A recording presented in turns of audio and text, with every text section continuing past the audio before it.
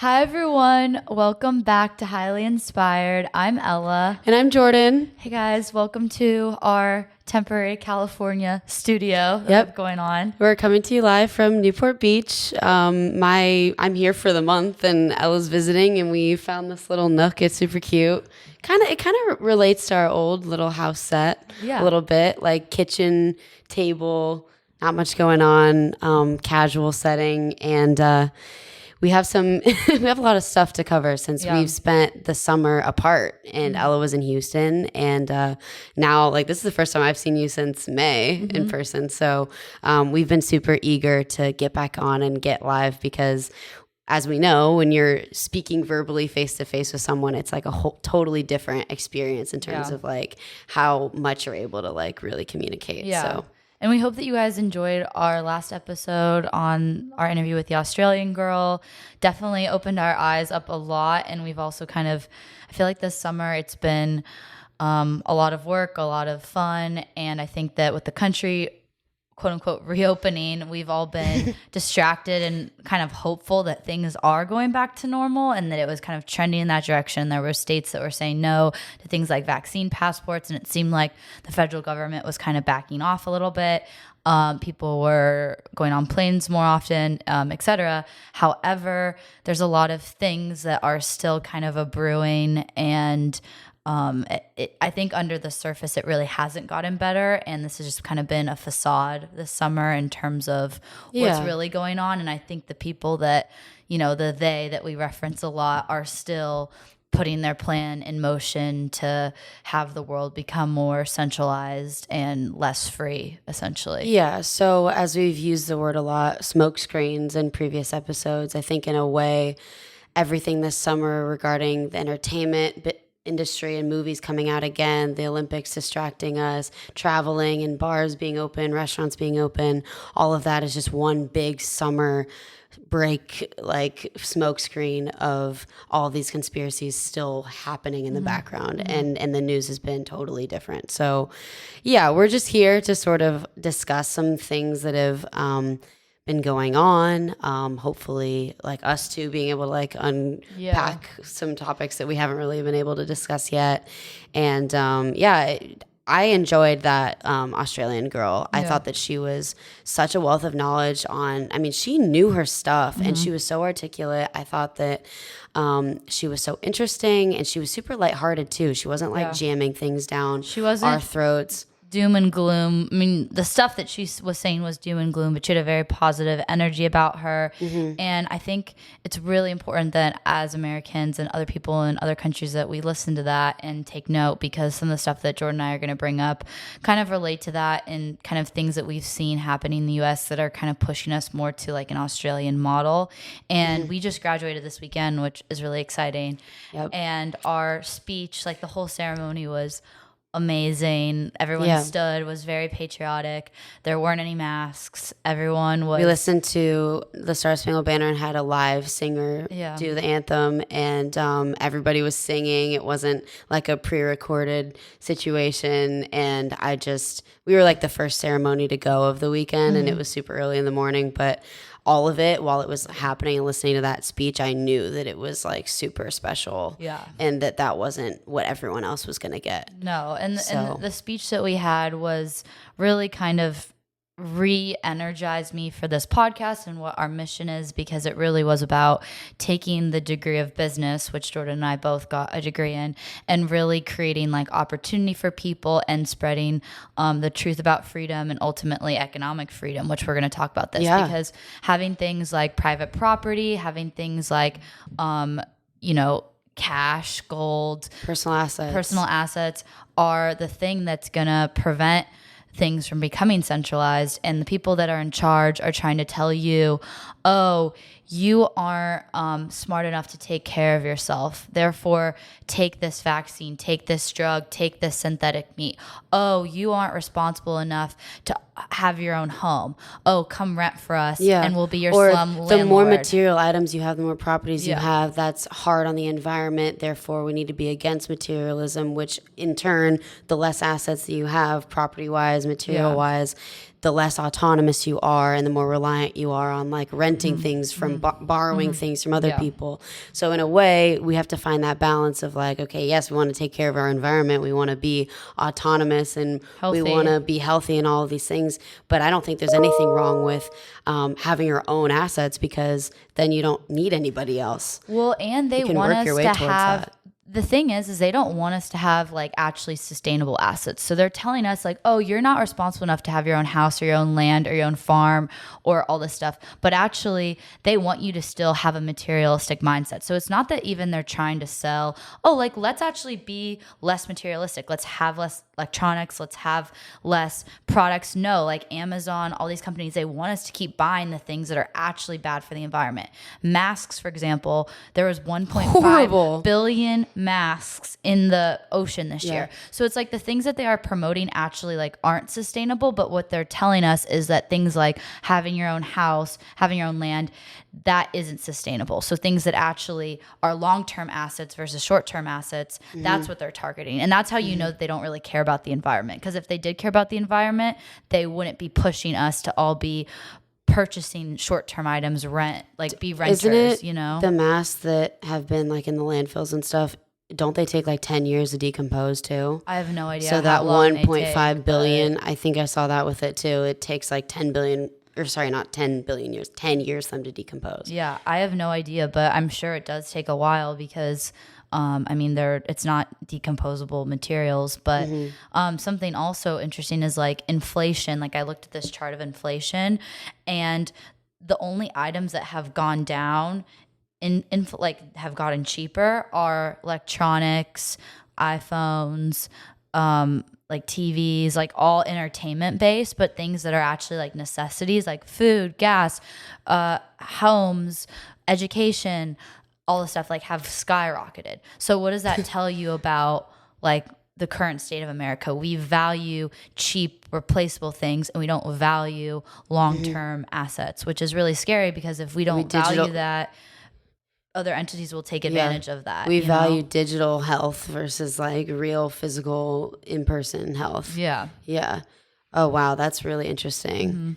Okay. So back to what we were explaining, moving on from like our Australia episode, I would definitely encourage you guys to go listen to that because it was awesome. And I was really impressed by how much knowledge she had on America as well, because I mean, I feel guilty that I didn't know as much of what was going on over there. And now I do a little bit more at least. And now I'm going to continue following it. But it was such a good firsthand example of like what could easily happen if we don't really gear up and take what's happening here seriously, because it's time that it's just because we had our summer break more open and people were traveling again and everything was more accessible and people wanted to get back out there doesn't mean we should forget about everything that we went through in 2020 and what's happening right before our eyes, even though it's not like in our faces on social media like it was, because 2020 it was like hard to escape all the news, but now it's like hard to find, I think. Yeah, no, for sure. Unless you're deliberately looking for it. Yeah, no, I totally agree. And I think that there's a lot of different ways that these larger global groups and billionaires are kind of going to get us moving towards more of an Australian model.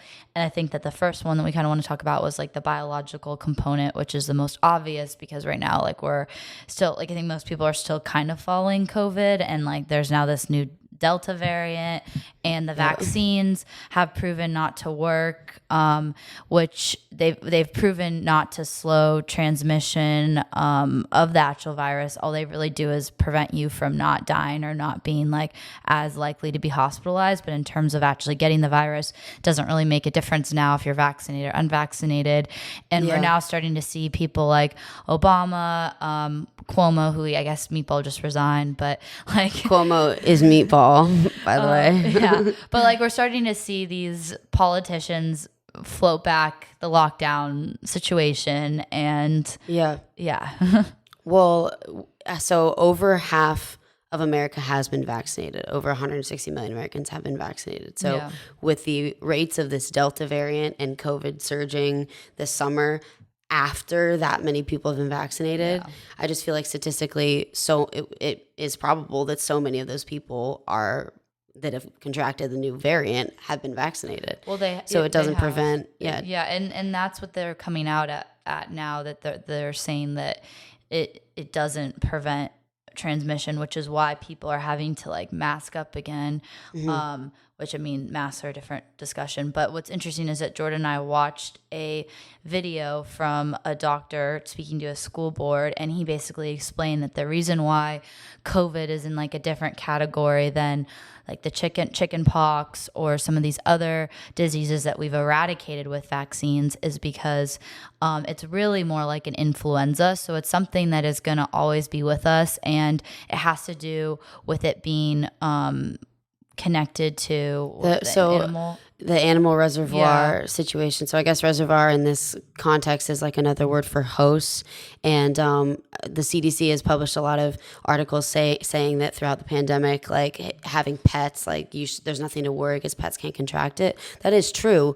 Animals don't contract it in the same way that we do and experience those same symptoms, but they can be hosts of the virus to still be there and be spreading and growing so that it can be retransmitted to us. So in a way, it's not like your pets are killing it. Yeah. It's just like dormant, and then it can obviously like still affect us. It's kind of like how mono can be dormant in some people but symptomatic in others. And so knowing that, and knowing that there's some diseases that have this factor and some that don't, and that COVID fits into this category that does have a variable, this vaccine isn't going to eradicate COVID. So as long as that's the goal, like in countries like Australia where they go into lockdown because of one COVID case, you never get out of the cycle because the science of the disease shows that it's more similar to the flu, where we have a flu shot every year, but it only helps with a certain strain, and people are still going to get it even with the shot. So once you realize that, and you realize that, I mean, this is like public scientific common knowledge information, and the CDC and the government still aren't taking that information seriously and giving up on lockdowns, you really realize that this is, again, about control and not about public health. Yeah, and there was a big portion in his talk as well to the school board where he was explaining how the aerosol respiratory nature of COVID, like in the air, the particles are so minuscule that it goes directly through the fabric of a mask. And I believe that the government, CDC, all these high top-down agencies know that. They know that, but the masks are a ploy of control, it's a symbol of what you believe, and it's a symbol of compassion now and all this stuff. So I mean, I think that we need to blow that up. We need to wake people up to that data, because I think that the masks, I just don't want the masks to stay forever. I can't do it anymore. I traveled a lot this summer actually, and it was super fun to be able to do that, since I really didn't last year at all. I didn't travel overseas. It was really only in America. But my travel experience was horrible. It was completely horrible. And the worst part of it was for pretty much 3 days straight, while I went through a series of like canceled flights and losing my bags and staying in the airport for long layovers. I had to have my mask on for pretty much 24/7. And when I got home, like I've had like breakouts every now and then from like the mask, but this was like a whole other level.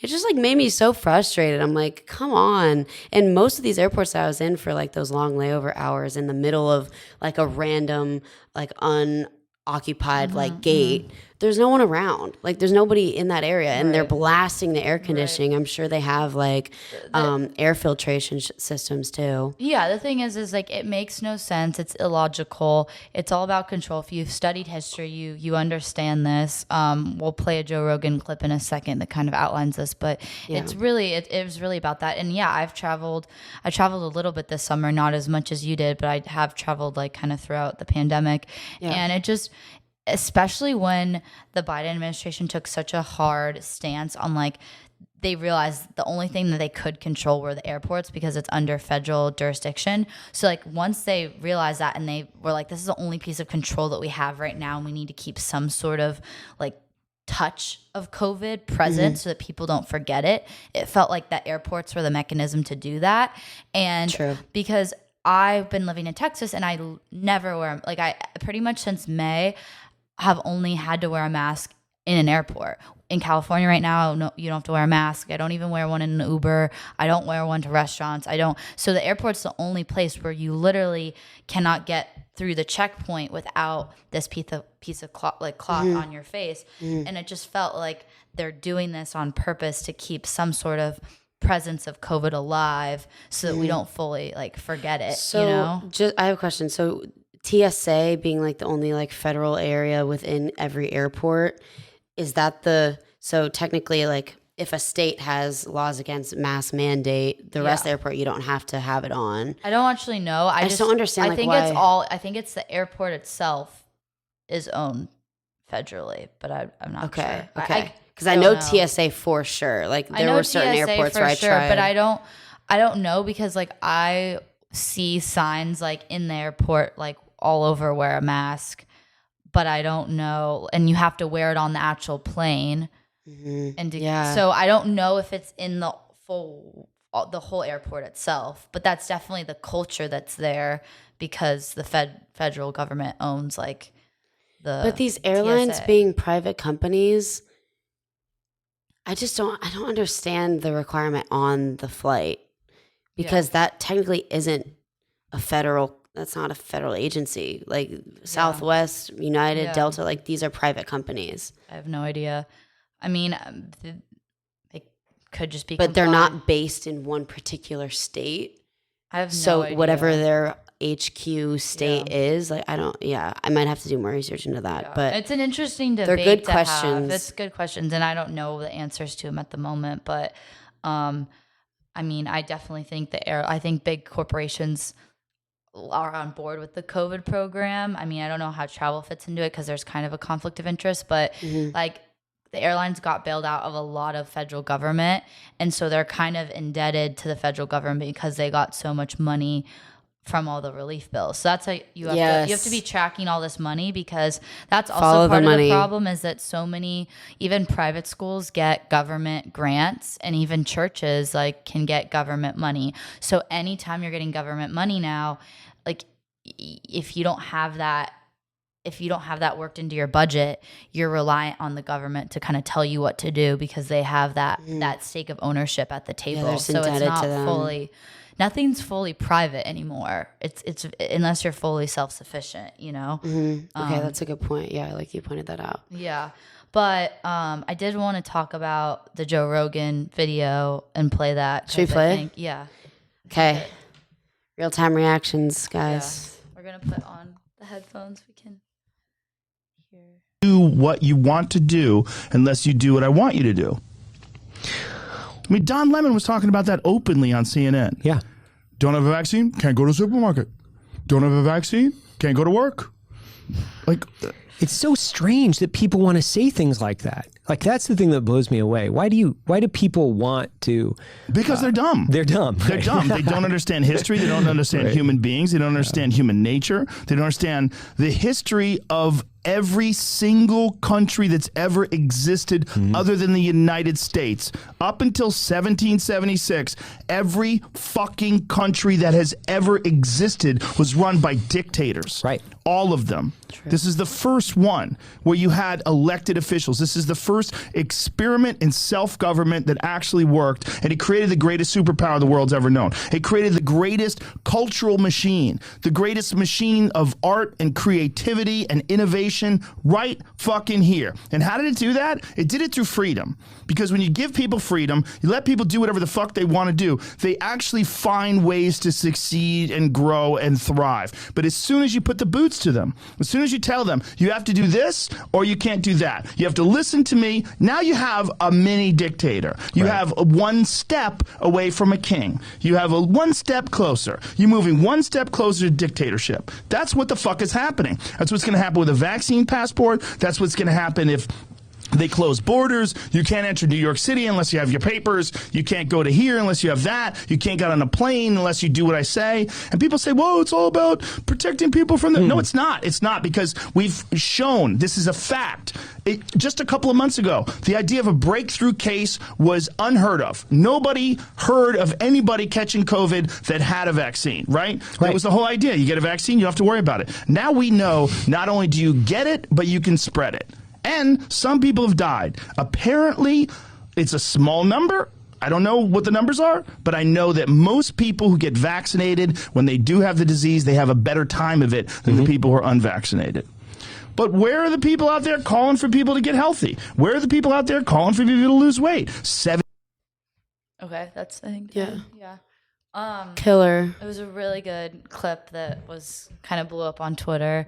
And I love when he has those moments. Yeah. He just goes on, I mean, not even a stutter, just knows exactly what to say. And that is so heartfelt, I think, too, because, yeah, I mean, America, just because America's America, like, we can lose it like that. Look at how fast the last year has happened and where we're at just within 2 years. Nothing's guaranteed. And we've said this a million times. America is the exception, not the rule, both in history and in the times we live in now.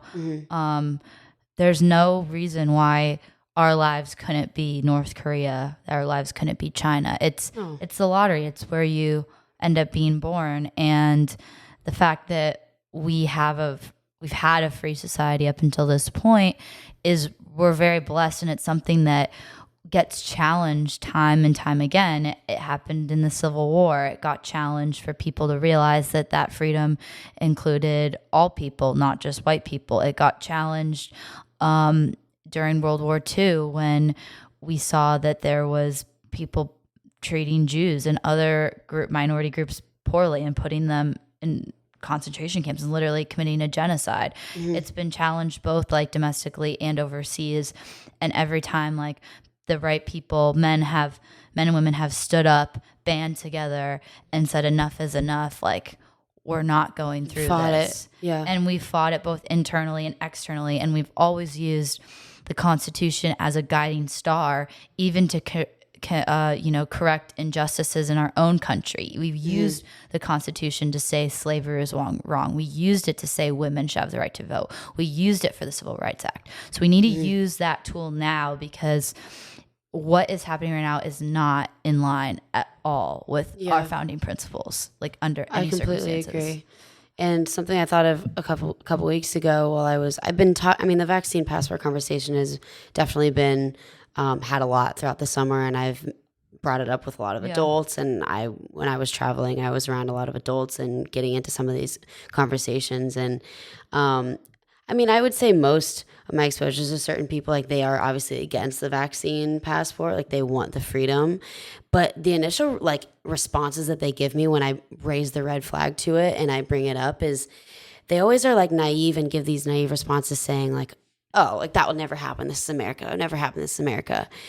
And I just think that is such an ignorant first impression to give off, because don't be one of those people that's going to be that naive and think that we're above any of this stuff. Like, you need to take things seriously. And this goes back to what we always encourage with skepticism. Like, be skeptical enough that anything is possible. Like, really get into that. Like, imagine a future. Like, start comparing and contrasting like potential scenarios that can happen, and do those exercises in your brain so that when you're faced with, say, a stereotypical conspiracy theory or someone who's going to bring up something that they've found online, which that's what the vaccine passport conversation started as, probably all the way back at the beginning of COVID. And now look where it's evolved to. We're actually having the discussion. We're having in places like New York City say you cannot work out or eat unless you have a vaccine passport.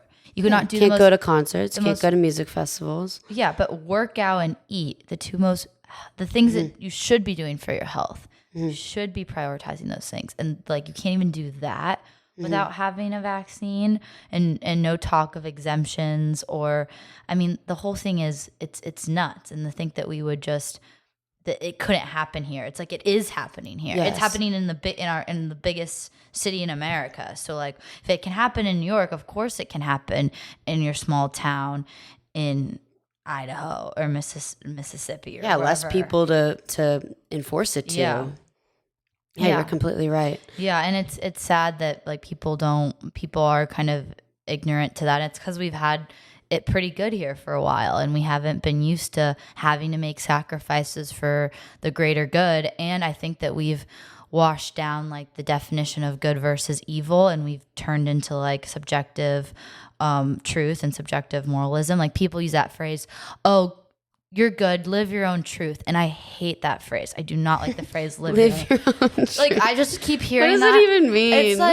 It's like as long as you're living in your little space of knowledge and worldview, and then you're good to go. But that's so false, because that's how evil takes over. If everyone's living in their own silos, of course evil's going to take that opportunity to inject itself into the situation and spread like wildfire. And the fact that you want to promote live your own truth, like it's like imagine like a bunch of solo bricks all laid out. That's a good analogy. And not in an actual brick wall. Obviously a brick wall is going to fight out any like threat from the outside than just a bunch of different solo bricks that are all their own truth.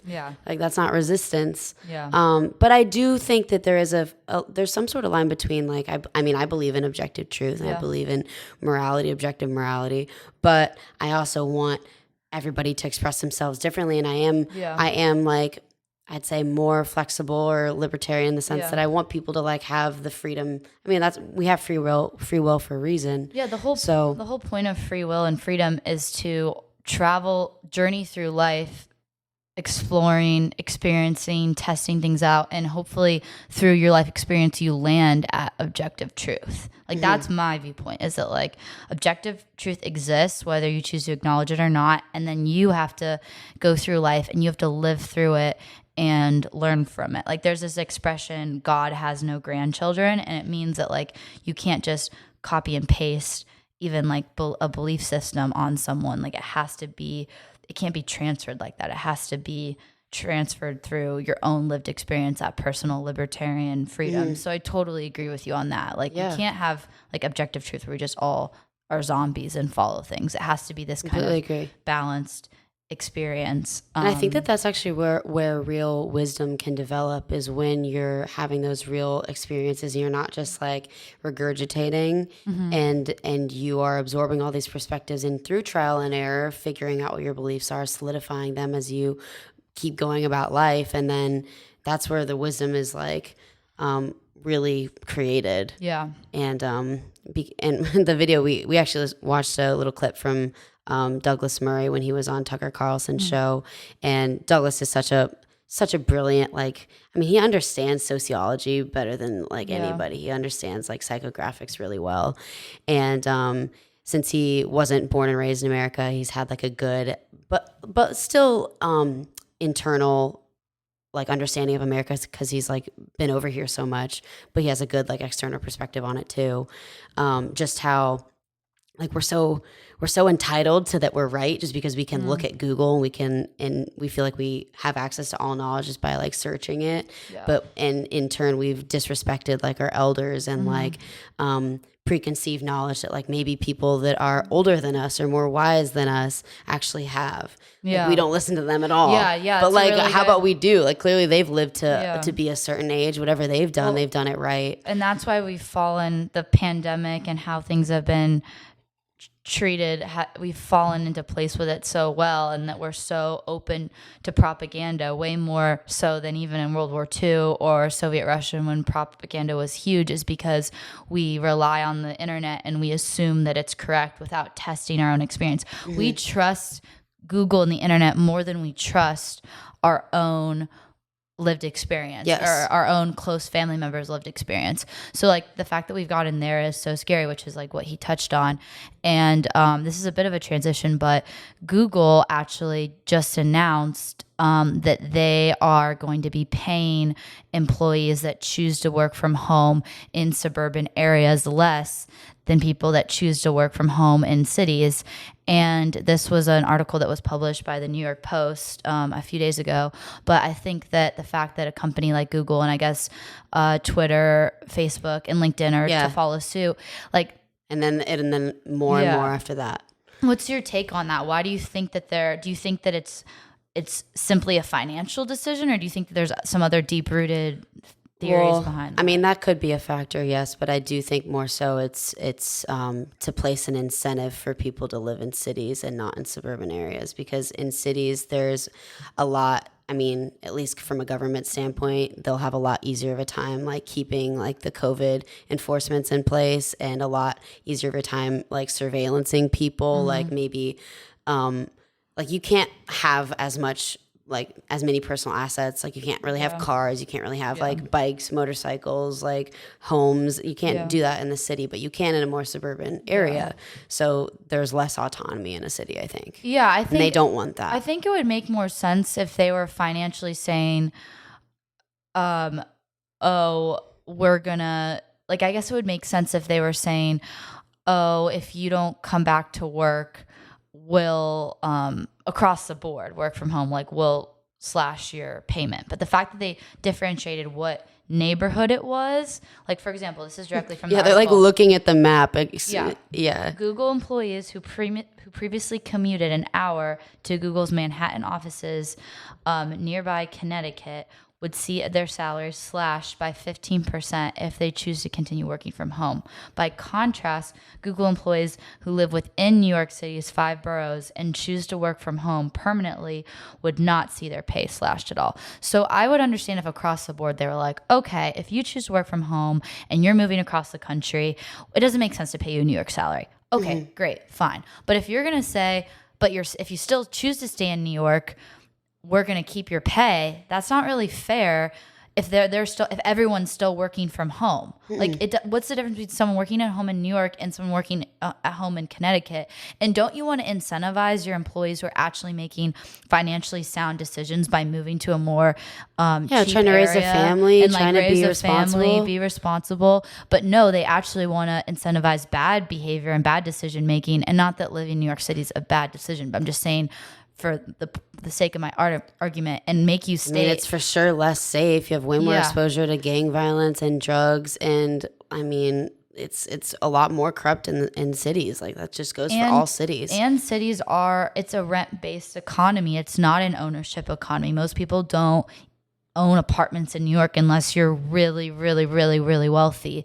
It's rent based, and that's how a lot of these cities are. So again, we're gonna kind of go into the actual land component of this shift in our American economy, but that's another component as well, is that they don't want you to own land or own a home, because that is privatizing the centralized plan.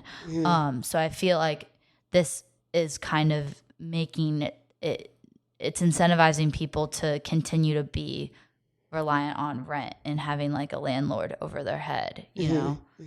And when you have a landlord and you're locked into that lease, like you don't have a lot of options. Like we dealt with that with our landlord that was horrible. And like when you're locked into that lease, you really are beholden to the landlord. You can't call any shots. Yeah, you're completely contingent on them, and I mean, you could get stuck with a horrible landlord. If you have a family in a city and you're trying to make responsible decisions, you don't want to expose your kids to gang violence or homeless people doing drugs, I mean, that's going to be really hard. Yeah. And then that can take a toll on your mental health and even your marriage. And then if you get a divorce and your kids are getting raised in this city and divorced parents and like complete chaos, it's like the opposite of order, I think. Yeah. Yeah, I don't like that at all. It's really sad. And to hear that like Google's the first of other companies that are going to follow suit, it's not a good direction. They're incentivizing. I like that you explained like the financial breakdown of how it actually doesn't really make any sense financially. So that's the indicator that there's the benefits to the companies doing this of probably more surveillance, more control, more centralization. Those they're perceiving as more important than the because financial stuff. I think that they want everyone to continue working from home still, because like we'll get into this later, but everything with the World Economic Forum, like one of their biggest things is like work from home, because as much things that can be digital as possible, the better, you know? And another group that's really pushing this like country of renters, like having America become a country of renters, is BlackRock. And we can get into that a little bit, but there's an article that I read, and this was kind of like the main quote that I wanted Jordan and I to react to. But BlackRock is the largest investment company in the entire world, was buying up every house they could get their hands on, even in a 20 to 50% markup environment, which of course artificially rises home values and is already pricing out the working and middle class. It's turning independent American homeowners into renters at the mercy of the powerful global landlords, and at a heavily concerning pace. Bill Gates, who is now the largest farm owner in America and China, has also bought up an unusually vast amount of prime American farmland. And it's hard not to get the feeling that our country is quickly being sold out from underneath us. Yeah. I wonder if Gates owns farmland in other countries. I don't know. Is That's that a possible? good question. Maybe Africa. Africa has a lot of resources. But yeah, so BlackRock is heavily tied to China. So Gates, China, and BlackRock are the three entities involved with this whole scheme. Yeah. I'm sure it's not just Bill Gates either. I'm sure even like Bezos too is involved. But yeah, this is all behind the scenes. Like while we're distracted by COVID and whatever things that the media is focused on right now, they're doing this in the background, which is actually at the rate that they're doing right. Like I read an article that said Gates owns enough farmland that can cover over the entire land mass of Hong Kong, city of Hong Kong, which is a huge city. Yeah. In China. Yeah.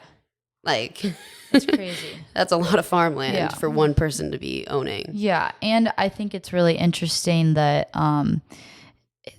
the thing about America is that like you really can be self-sufficient. That was what our country was founded on. Like when we think about the frontier life, the Western expansion. People owned an entire whole like plain, and you would name it like Eagle Ridge or whatever the hell you wanted to name it. And people didn't need AC, they didn't need heat. Like they like figured out how to survive in this crazy world in all climates. Like think about how different all the climates are across the US, and like the same family could travel from the East Coast to the West Coast in a horse and buggy and like go and live in all these different places.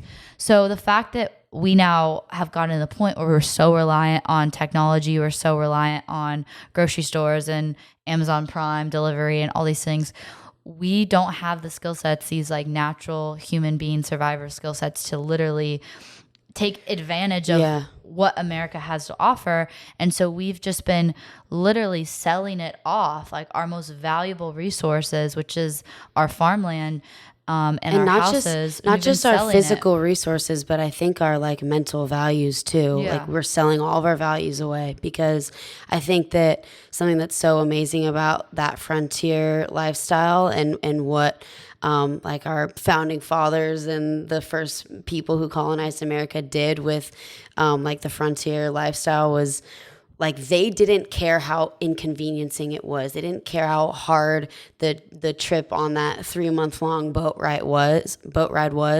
It was worth it to have that freedom. And like it's just completely flipped on its head now. Yeah, you're right. Like we want convenience. Like we are freedom. so fine with selling out our values because we want convenience, and it's been conditioned. That's why we want it. Like we're a product of our own environment, and we want more and more and more convenience. But like at what cost? Well, I think we're starting to see the tipping point. I think that we had convenience and freedom, and now we're getting to the point where we're going to have to make a trade-off, and things like this where, you know, if people want to sell their house to BlackRock, it's convenient. You're making a lot of money. The market's artificially inflated. We've never, like, these house prices are absolutely insane. So I get why people are fine, just like, okay, I'm out, I'm whatever. But if you aren't thinking through the long term, I mean, we're going to have It's a Wonderful Life situation on our hands. Oh, Mr. Potter. Yeah, we're having a Mr. Potter the monopolizer situation.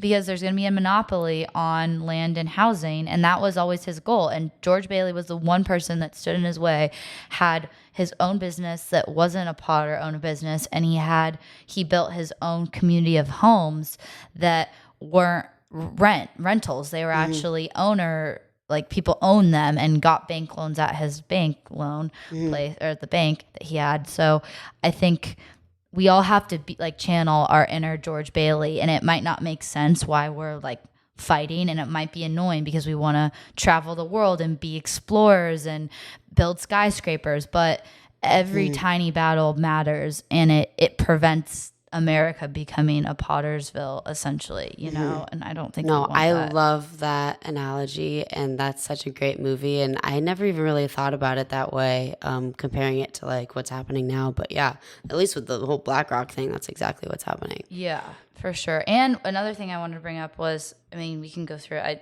added the photo in here, but there's the people who are really up there in BlackRock and their corporate structure have also been appointed on the Biden administration. Some of them have even worked in the Obama administration. They just look creepy. Which again, like a lot of people, even on the right, will probably criticize what we're saying and say, well, BlackRock's an American company and it's for capitalism and it's for freedom of economics, an investment, and you can't tell them, you can't regulate them to stop buying all these houses. Like, this is how free market works. But what's happening is, like you said, we're exporting our American values, and we're not actually practicing true capitalism. We're practicing crap capitalism, and that's why we have the global head of sustainable investing, who's also like the director of National Economic Council for Biden. We have the chief of staff for the CEO of BlackRock, who's also the deputy security of the treasurer. We have the global chief investment strategist, who's also the chief economic advisor for the VP. So these three people are not only so high up in BlackRock, but high up on Biden's chief of staff. Yeah. So you probably think there's like a marriage between the government and And for those big of roles, like they're definitely not having like part-time. They're 100% just completely connected. Yeah. With like their like schedules every day. Yeah, for sure. And I think something that Jordan and I were talking about was in like the not the olden days, but like several decades ago, like if China wanted to come over and take our land, they would have to physically get their asses up, get their ships in order, like get like, you know, do the journey, use some weapons, etc. And they don't even have to do that anymore. They can just literally buy up our land. Our government gives our tax money to foreign aid. Like we're self-destructing. Like we all of our money goes overseas, and then it gets used to then purchase back our land. Like we're literally exporting the cash to then, this makes no sense. Like we're exporting our taxpayer money to then it circle back. Yeah. And maybe they found loopholes, that's why. But yeah, that doesn't make any sense. And we don't have another continent to go to. Like people that are against these activities that are going on right now, or like the politics within the Biden and Kamala administration, the Biden-Harris administration. We can't just get up and like go to another continent like the people that fled Great Britain coming here for. Like there's no new land. We've explored all of Earth. Yeah. Like there's no new like uncharted territory. We can't just find another big piece of land and start a whole new country. Yeah. Like our founding fathers did. Yeah. So this is it. This is it. Unless you want to get to Mars, but Jeff Bezos is probably going to beat you. So yeah, and I don't know if I want to be a part of Bezos's colony either. So yeah, that's actually a good point. Like we have no choice. Like there's no escaping tyranny. Like the people that fled Europe. Yeah. What we can escape though is La La Land. La La Land. That's the theme of today's episode. Yes. I don't know if we said that. We didn't. But that's okay. La La Land in this context was the facade of the summer. Everyone thinking it's summer of love and we're all going out again, and kids our age, like traveling, going back to social media. Dating. No one's dating. It seemed very normal, at least from what I've been witnessing. Yeah. Of like, and people I've been texting me around. like, oh, COVID's over in California. Like, there's not going to be a vaccine mandate. Masks are gone. And then the same people that texted me that 2 weeks ago were like, wait, I'm so confused. I'm so frustrated. Why is Chapman reinstating like a mask mandate? And it's like, because like, yeah, we were sold a facade. Yes, no, you're right. Wait, yeah, that's funny. It's just like so flip-flop, like kind of hypocritical. Yeah. It's kind of sad to see people like think, oh, everything's good, and then they come across something that is a red flag, and then they're like, wait, what? But it's actually been there the whole time. We didn't fight hard enough from the beginning, so I don't know why. I'm also not like surprised that we're back here again, because we didn't fight hard enough the first time around. Like, yes, some people finally pulled through, and we have certain people that are standing up now, but from the beginning of this, there weren't enough people standing up, so we didn't shut it down early enough. So the more time we waste, the longer it just keeps getting dragged out, you know? You're right. So like we've said before, a single worst decision we ever let happen was the long-term lockdowns. Another facade, that messed up everything. Yeah. No, even just letting us... Even a month of conditioning put everyone way too overly comfortable with what was going on. We shouldn't even have had like 2 weeks to slow the spread. Like, we shouldn't even have done that. No, and I don't think Trump wanted to do that either. But he did it because he was trying to... He shouldn't have done it. That's the thing, unfortunately. I know. But something else that's been a facade is like the Olympics this year, because Ella texted me so I really didn't watch much of the Olympics. I think when I started to see those clips of people not encouraging like America, like, what were they doing? Like kneeling on the podium, getting their medals and turning their backs to the cameras and stuff. When I started seeing that, I just instantly was like, I don't want anything to do with this. I don't even want to watch this. I don't even want to give them my attention. Because I thought it was just going to be like woke-topia. But I did watch like a few clips, and I followed the Simone Biles when she fell out of it. And so Ella and I started texting, and she was like, I feel like the Olympics this year is like watching the Hunger Games, where we're watching these people that we send all over, like to the capital or like Tokyo, this big city where all these elite people go and watch and have such a fun time and drink alcohol and have Jill fine Biden's foods. there. Dr. Jill Biden, yeah. And so they're all having a whole shebang, and then we're here stuck kind of more so in our like lockdown routines watching these sports. Yeah, we can't even travel to Tokyo if we'd want to. And it's just weird. They came up with these beds that were like no sex beds. I don't know if you saw those. Yeah, but the like cardboard ones. They would collapse if you had two people. I mean, how inhumane is that you're going to like create a bed where two people can't like sleep together on it? It's just like what does their behavior have to do with you? Like, you can't control people. I mean, it would make sense if they were trying to say, oh, it's because we don't want COVID, but like, I mean, that doesn't make sense. They had 3 people in a room. In order to prevent COVID spread, they would have to have every single athlete be in their own room. In order for COVID not to spread, don't have the Olympics. Yes. True. Good point. And my thing is like, you have the president of France there, and you have the French people who are literally revolting because their government is forcing a vaccine for you to go to a restaurant or a grocery store because COVID's so bad, but the president gets to go to the Olympics. So what does this sound like? The Hunger Games. Because who got to go see the show? Yeah, the elites get rewarded, and then the real workforce, the real labor force people are just like, what the heck? And the worst part this isn't fair. The worst part is what you're doing with our tax dollars? The whole That's thing absurd. about the Hunger Games was like I remember there was some districts that were like proud to make that sacrifice. Like, remember the successful districts would like volunteer. Yeah, the rich District 1, 2, the wealthy areas with like the exports that went straight to the capital, the ones closer to the capital, these big cities. And they thought it was worth like sacrificing for the entertainment of the like there will be people that they were like symbols of like they were like heroic to do that. Yeah, and they like bought into it. And so like there are people right now, our own citizens, that have bought into like, oh yeah, I still want to watch the Olympics and I still want to like say the right things. Like, oh, I'm glad Simone stepped down like because of mental, like they'll play they'll play these games, but they're not even acknowledging the fact that we're having an Olympics where the people that are attending are the politicians who say we can't go to the grocery store. Like, how does that make sense? Like, it's not fair. And it couldn't be more of a symbol of tyranny this year, in my opinion. And we have to pretend to be like, have niceties with places like China, where it's like, you're the whole reason why we're even in this COVID mess. Yeah. And like why do we have to pretend? It's all smoke screen. And it's to give the people a little bit of joy. Yeah, make them feel semi-proud of America. Yeah. Like, we're going to come together over this. Give us something to talk about and keep us distracted while the real players make the big decisions right before our eyes. I mean, you're not even following it. Yeah. And I think that the whole Simone Biles quitting or whatever, she withdrew from like the all around, I think that is so weird. So weird. And everybody's like encouraging her for doing this.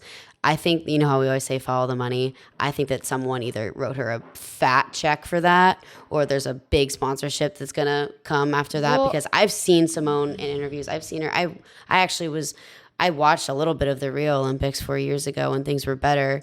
And she is one of the most competitive people. You do not think in her, I mean, when you're a gymnast, you only go to like 2 Olympics. Well, I was confused because didn't she said no to the team one, but then she suddenly got cured of her, cured and then competed at the end, right? Yeah, she competed at the end. So it didn't make sense. Like, okay, if you're gonna say that, like, I'm not gonna sit here and try to tell you what's going on in your brain, because that's not my job. And I think everyone should have the freedom to like do whatever they want. But it didn't make sense to me that like one day she was off and the next day it seemed like she just didn't want to do the team activity, which is kind of sad for her teammates. Like, no, it seemed like a complete like, imagine in publicity tennis stunt if you to were me. like, I can't mentally do doubles, but I could do singles. Like, it doesn't. Like, like it should be all or nothing. I don't know. Yeah, like, I can compete for myself because this is my own career and I care about my career, but like, I'm not going to pull any weight in the team event. I honestly didn't really care about the whole thing because I'm just like, I think Jordan and I are both kind of just at this with the Olympics. We were like, we don't even want to give it any of our energy, but I did think it was weird. No, I just don't like the messaging, because when you actually dissect how much praise she received over that, it's concerning that we are going to, I mean, I'm all for mental. I mean, I think mental health is huge. And I think that it's a lot more dynamic than just, I can't play my sport today. I think that there's a lot of factors that go involved, especially with your physical health. If you're not physically healthy, you don't feel physically good, that's going to take a toll on your mental health too. So what I got from like all the like news and articles that came out of that was that everyone was so proud of her for not doing anything, like more so than if she got more praise than if she would have won, I think. Yeah, and that's a bad precedent to set. Yeah, especially for like our kids watching that. Yeah. Like, I want people to fight. I want people to be brave. I want people, even if, say, sometimes you don't feel good. There are so many athletes that would absolutely die to go to the Olympics. Like, and I understand how it is, like, as an athlete, some days you don't feel great, but like, you're at the Olympics. You do what you have to do because so many people are on you. That's the biggest stage. Well, I just think it's like, it's just odd to me. I just think too, like, if, like, then don't make such a big, Tim Dillon had a really good take on this. He said a lot of sports, like, there is a mental like component to it. And the reason why like athletes are so good is because they are able to like not be thinking about other things. Like, they can just zone in on like the sport. That's all they know. That's like all they know. Like, they're actually like, it's like they're really singly focused in that area. Could never kind of be like that because I feel like my brain is always so like in my own, I'm always in my own world that it's really hard for me to like focus on what I'm doing, like being present in the moment. So I don't feel like I was never really good at sports, and that makes sense. But like someone at that level in the Olympics, like like the mental component is just as hard as the physical. And I think you're right. Like, we've gotten to the point where we've praised a culture of like not powering through and not pushing through the uncomfortable, and we're now in convenience. It's all convenience, overly like safety mode, etc.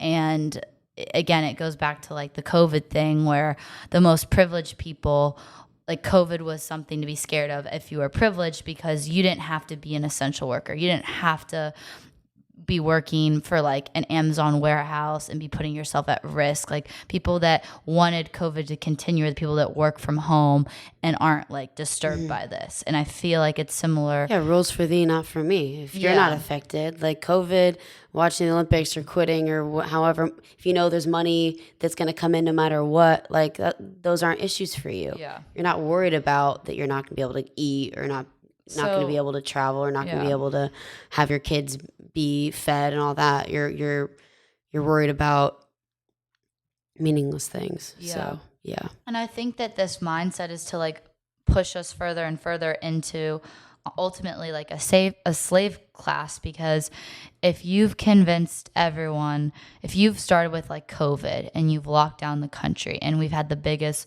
wealth transfer of all times in terms of small businesses closing, restaurants closing, and Amazon and companies like that picking up all this revenue.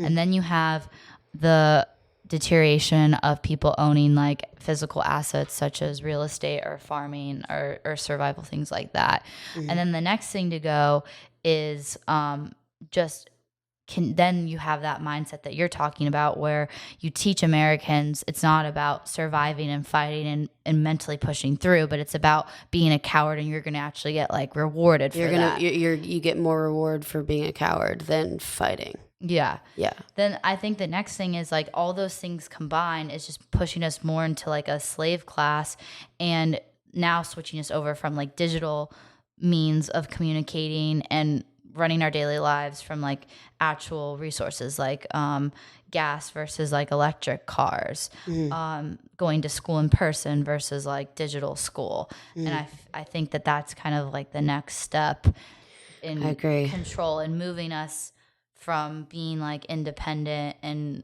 not having to interface with a lot of systems to like being more centralized. No, you're right. Yeah. And I think the whole thing that Douglas said about us only going towards the internet for like our knowledge is actually really detrimental, because we're so in a habit of that like we don't know anything about like real world, even with resources and actual physical elements. Like I need to be better with that. I've been telling Ella throughout the summer that when I get back home to Arizona and I have more time, I'm actually going to be doing a self-defense class. And I think that I'll be frank, I'm probably going to do a gun safety class too, just in case like anything's on the table now, and I don't want to have to rely on anybody to take care of me or anybody to even like fight for me, because it probably will come down to the point where I may have to do that, and I just want to make sure that I know what to do. Yeah. I think that that's like sanity, mental sanity. Yeah. I don't think it'd be a waste of time. I agree. Should we get into the Davos thing? Yeah. Okay, so we did an episode last year called The Great Reset, which was dissecting a agenda that was actually published by the World Economic Forum. And Davos, which is an area in Switzerland, I believe, that is like this very small town. Every year they have like a conference, and all the biggest elites, world leaders, UN, the WHO, CDC people, I think even Trump went there last year. They go and they meet and they discuss global issues, right? That could be anything along the lines of climate change, COVID, preparing for future events, a lot of that type of stuff. So this past year in 2020, they didn't actually meet in person because of COVID, and they didn't want the world to think that like the elites could still travel and go there at the physical place, but they delayed it till January of 2021, I think. So we found a lot of articles explaining that they did an exercise during that meeting this past year, sort of simulating like a potential, get ready, cyber pandemic, which I don't know if pandemic makes any sense in that context, but like sort of a cyber shutdown, cyber lockdown. Yeah. And there's a video of like Klaus Schwab literally saying this. Yes, no, exactly. And I think in this exact exercise, they ran through a bunch of different scenarios of going, what will happen to supply chains with companies that have gone all digital? What will happen to companies that have gone all digital? What will happen to each individual employee or worker who's been working from home from the pandemic? what will happen now that we've moved so much of life into the digital world, even getting Ubers and ordering food and having subscriptions to certain things and medication, refilling prescriptions via online apps and all of that. What will happen when all of that gets shut down? And even we don't even remember each other's phone numbers anymore. Electric cars too.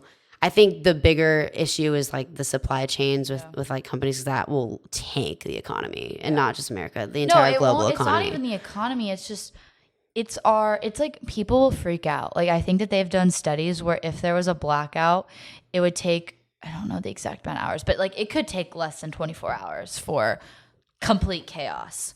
And they know that. That's what happened with COVID. Yeah, but like COVID was... But this would be 10 times worse, I think.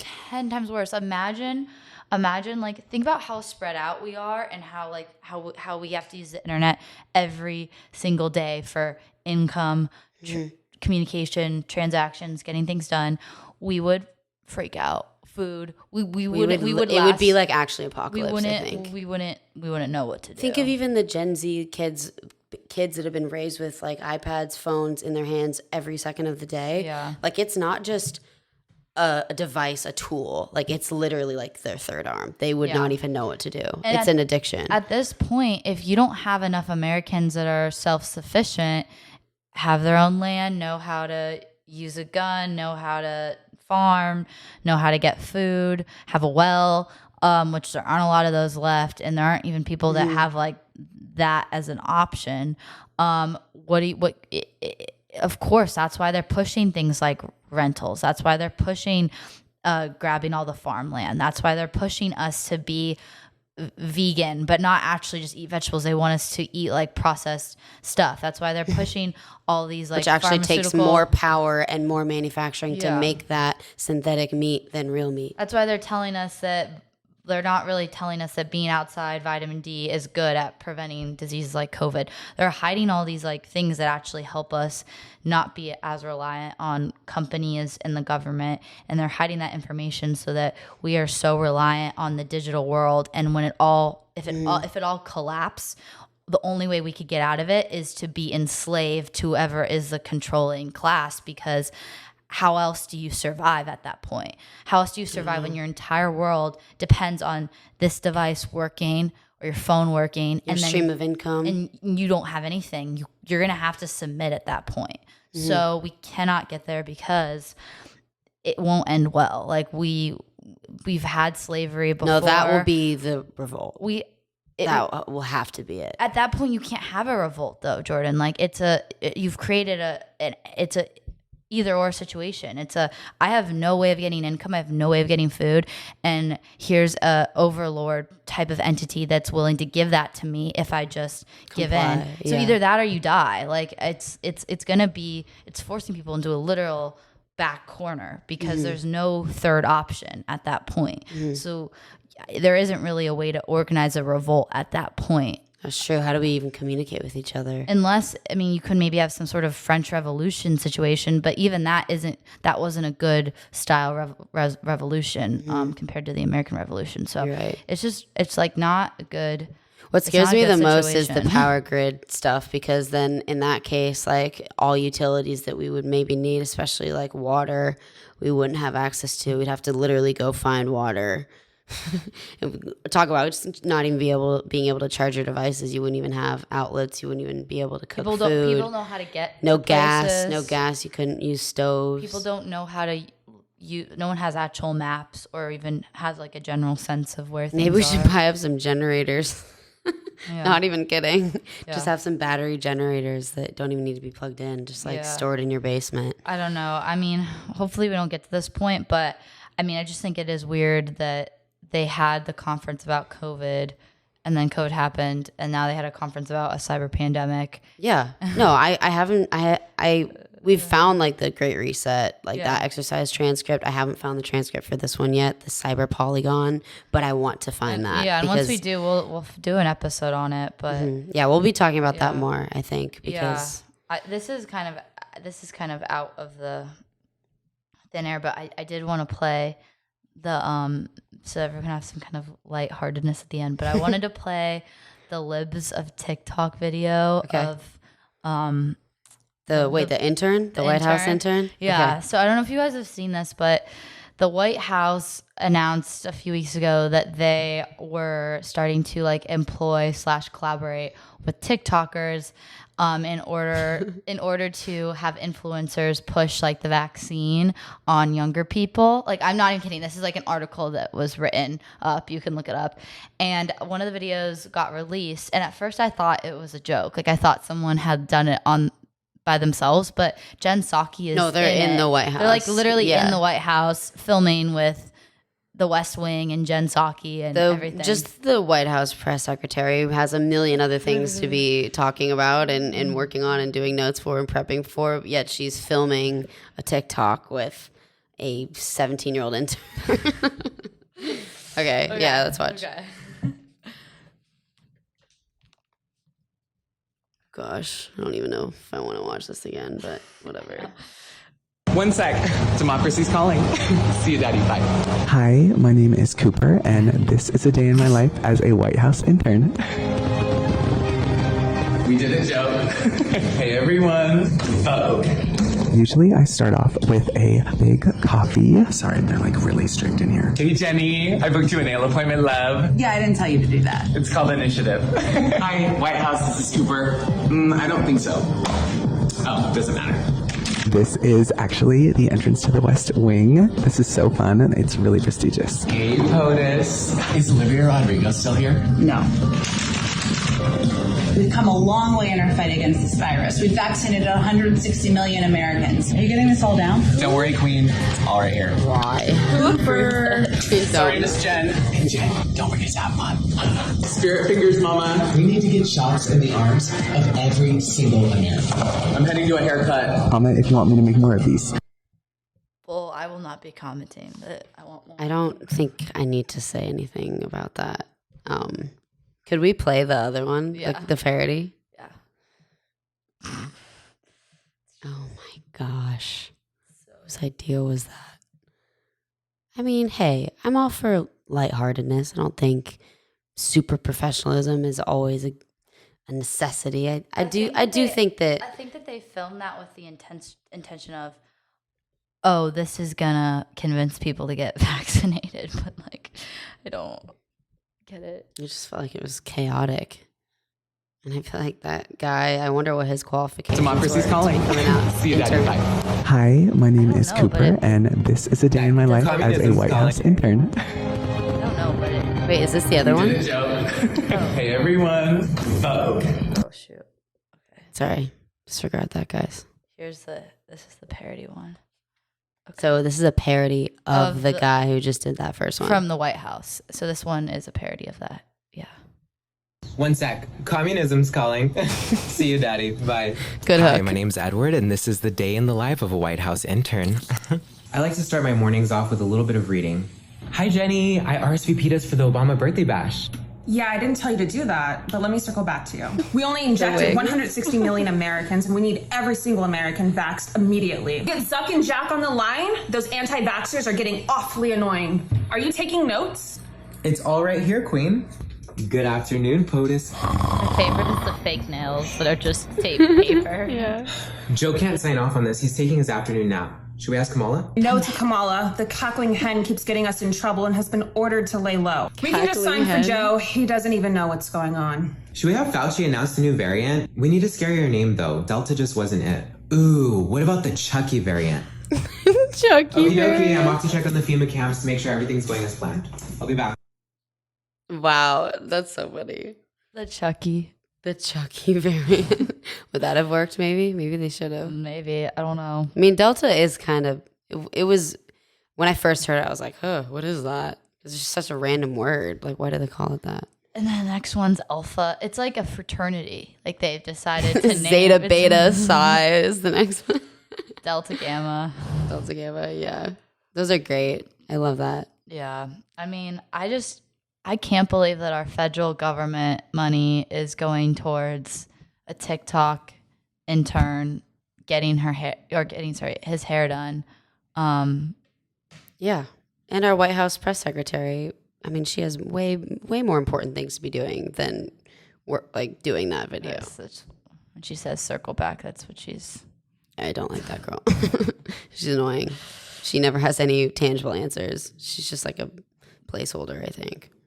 But yeah. Well, we wanted to throw that in there, end it on a lighthearted note, hopefully. We kind of have a habit of getting a little doomsday sometimes, but you know what? It's better to be prepared. It's better to be real. And Ella and I think define ourselves a little bit as realists, and I'm not ashamed of that at all. I think I think we're a good amount of real. Optimistic realists. Optimistic realists, yeah. Because we have seen worse evils, and we shall. Mm-hmm. We have shown that we can overcome. Yes. So. And I just love this country. I don't want anybody to be so stuck in la la land that we let issues just slip underneath our feet. No. Because I don't want to listen to people of our age, people that are older than me, complain when things get really bad because they were too like naive right now. Yeah, I don't even want to listen to that because then I'm just going to be like, hey, well, you were asleep. I'm sorry. And you said this really well, but like it's honestly a form of privilege to think like this can't happen to America. I think so. Yeah.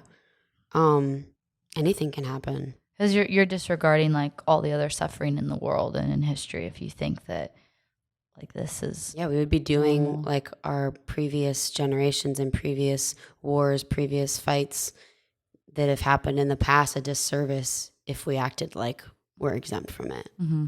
I think. Yeah. Like it's a cycle, but yeah, we'll see what happens. We'll do another episode on the cyber pandemic stuff because that's really interesting and I want to follow it more and keep out. I mean, we're going to be back in routine for a little bit. We're going back to Arizona. So hopefully we'll be back to a better uploading schedule because I love this. Yeah. And I just love when Ella picks my brain and I like to pick her brain too. Yeah. And yeah, we'll see. Okay. Thanks for listening, guys. Thanks for listening, guys. Like this video and subscribe and if you haven't yet. If you have any suggestions or things to add, because we do go through those and we try to respond. Feedback is so awesome. Yeah. And we love reading what you guys think because these topics are very multidimensional and there's so many different takes on stuff and we love to learn too. Like I'm addicted to it. And check out the Australian video if you didn't get a chance because it's really awesome and it has a hopeful message at the end and she gives some really good tips for us as Americans. Yeah. Oh my gosh. And take notes. Literally, she just spewed the entire time. She was so knowledgeable. Yeah. So yeah. All right. Well, thanks guys. Thank you guys. See you next time.